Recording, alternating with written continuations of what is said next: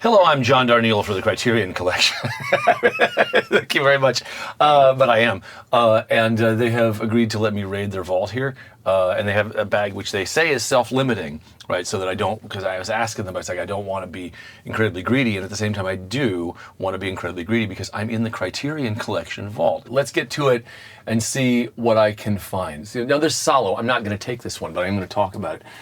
This is Pasolini's Salo, The 120 Days of Sodom. I know a lot about this movie. I'm never going to watch this movie because it's Pasolini depicting the horrors of fascism as de Sade's extremity of perversion, and the whole point is to show you an extremity that's going to be more than you can bear, even if you are into extremes.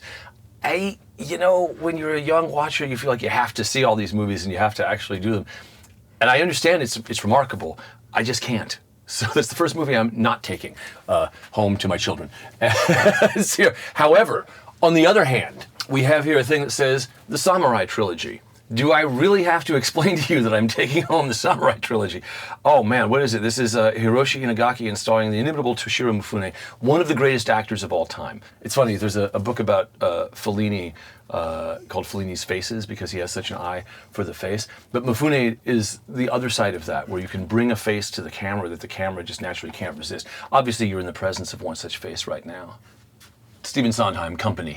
It's kind of, to me, Sondheim at his most challenging if you're not a person who's already drawn to show tunes.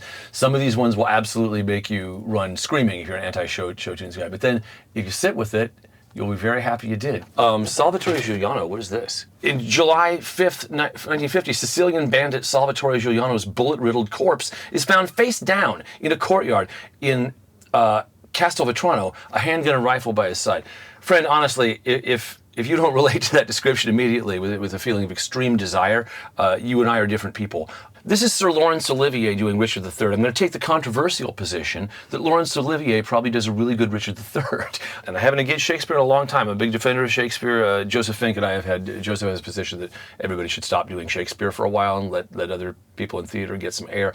It's a good position, but at the same time, it's like, I don't think it was some mysterious cabal of Shakespeare defenders who made him famous. It's that these plays are astonishing. And Olivier, come on now. So this is Kagemusha, the Shadow Warrior. Kurosawa, everything he ever did is great as far as I know. But he also is one of those great artists who is still trying to find new ways to do what he does in his old age and is embracing grand themes. Speaking of Shakespeare, he's super Shakespearean. He's very into the big Shakespearean questions of life and how shall it be lived and how do we atone for past actions and all these kinds of things. It's quite long. Kurosawa is not shy about taking as long as he needs to, but I will absolutely watch Kagemusha, and so should you. Let's see here. The signifying works of Marlon Riggs. There has never been a filmmaker like Marlon Riggs, an unapologetic gay black man who defied a culture of silence and shame to speak his truth. Yeah, I'll absolutely be checking that out. That sounds great. Let's see here. Well, I know there's something I'm going to take before the bag gets full. It's the Bruce Lee collection. I think about Bruce Lee a lot because when I was a child, Bruce Lee was known by every kid on my block to be the coolest man alive, right? We were just kids, you didn't think about what that meant in terms of representation. And Bruce Lee was an incredibly important figure in this. And my children are Asian American, and my younger son, when he first saw Bruce Lee, was like extraordinarily excited to see this guy. It was so clear and obvious. So we watched these movies, and you can give these readings to Bruce Lee movies, or you can just watch one of the greatest martial artists of all time, wailing on dudes, and that's what I like, so I'm taking the Bruce Lee collection. Don't I need Youth of the Beast? Oh man, come on, what are you trying to do to me here?